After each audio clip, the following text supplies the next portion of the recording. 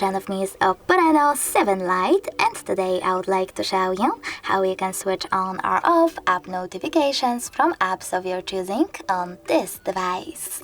Start by opening Settings and choosing Notifications section over here, Notifications and Status Bar. Then you need to click on Manage Notifications and scroll down.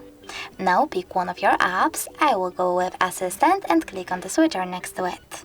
As you can see, all notifications from Assistant are now blocked. If you wish to enable them, just click on the same switcher.